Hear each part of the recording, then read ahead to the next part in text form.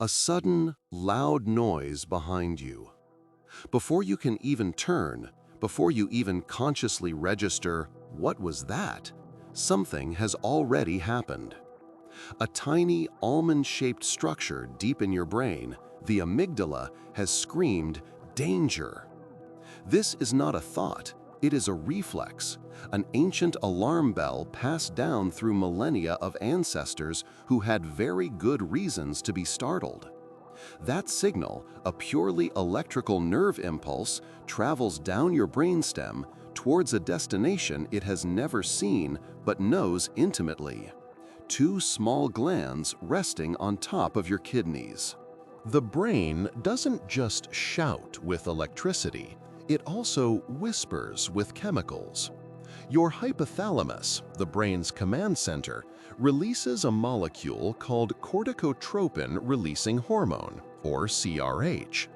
This isn't a blast, it's a precisely addressed letter sent through your bloodstream directly to your pituitary gland. The pituitary reads the letter and sends its own messenger, ACTH, into the general circulation. It's a cascade, a chain of command initiating a total body alert. But that chemical cascade is the slow path. There's a faster one.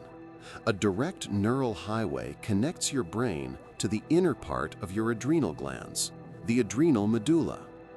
When that first alarm sounds, this is the first responder. In less than a second, the medulla is flooded with signals, and it responds by dumping a massive amount of epinephrine, what we call adrenaline, directly into your blood. This isn't a targeted message, it's a global announcement that changes the rules for every cell in your body, effective immediately. What does that global announcement say? It tells your heart to beat like a drum, forcing more blood and more oxygen to your muscles. It tells your lungs to open up, your bronchioles dilating to gulp in as much air as possible. Your pupils widen, not to see better, but to let in more light, maximizing information intake. Your liver is commanded to dump its stored sugar, glucose, into the bloodstream, providing instant fuel for what's about to happen. While adrenaline handles the immediate crisis, that slower chemical message, the ACTH, finally arrives at its destination, the outer layer of the adrenal glands, the cortex. The cortex produces a different kind of hormone, a steroid called cortisol. If adrenaline is a sprint, cortisol is a marathon runner. It's not about the initial burst, it's about sustaining the response. Cortisol's job is to make sure you don't run out of fuel halfway through escaping the tiger. To do this, your body makes some ruthless budgetary decisions. Cortisol turns down anything non-essential. Your immune system? Suppressed. You can worry about that infection later. Your digestive system? Halted. That lunch can wait.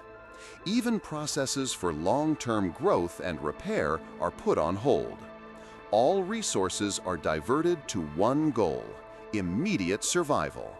Your body becomes a single-minded machine geared for either fighting for your life or running from it.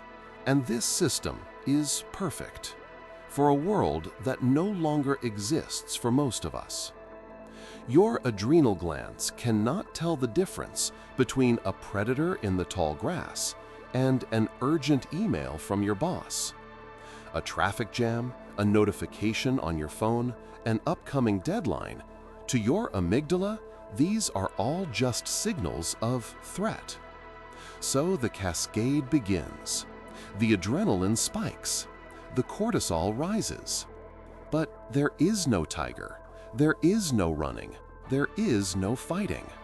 What happens when the fight or flight system is activated, but you can neither fight nor flee?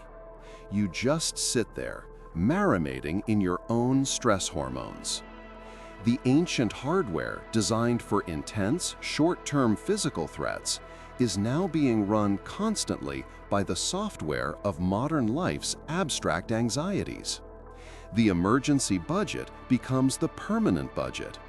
And when you constantly defund your immune system, your digestion, and your long-term repair, what do you think the consequences are?